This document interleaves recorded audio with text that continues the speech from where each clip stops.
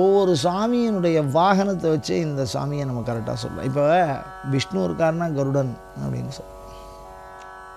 அது மாதிரி இந்திரன் இருக்கான் அப்படின்னா ஐராவதம் அப்படின்னு சொல்லலாம். விநாயகர் இருக்கார் மூஷிகம்.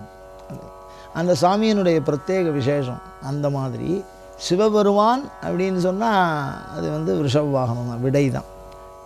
கண் காட்டும் நுதலானும் இந்த பாடலில் ரொம்ப அழகாக சொல்லுவார் தேவாரத்தில். விடை காட்டும் கொடியானும் அப்படி நரை வெள்ளேறு ஒன்று உடையானை, ரொம்ப அழகாக அதெல்லாம் பேசியிருப்பாள். அப்போ அந்த விடை நந்தி அது வந்து சிவனுடைய அடையாளம்.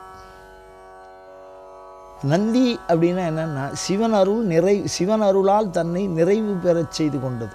சிவன் அருளால் ஒரு ஆன்மாவானது தன்னை முழுவதும் திருப்தியாக்கின்றிருக்கு அப்படின்னு சொன்னால் அது வந்து ரிஷபத்தினுடைய தன்மை அதான், நந்தியினுடைய தன்மை அதான். நந்தின்னா திருப்தியாகிறதுன்னு அர்த்தம், மகிழ்ச்சியாக இருக்கிறது, தன்னிறைவு பூரணம் அடைதல். எதனாலன்னா சிவன் அருளால்னா.